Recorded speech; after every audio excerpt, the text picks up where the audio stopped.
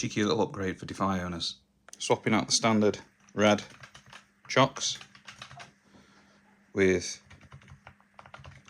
nocturnals.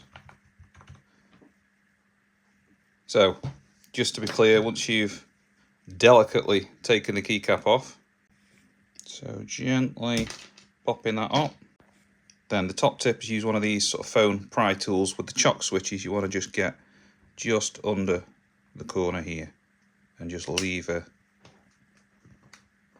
Just run your pry tool along there. Make sure your switch pins are straight. Pop in your new switch. Pop on your keycap.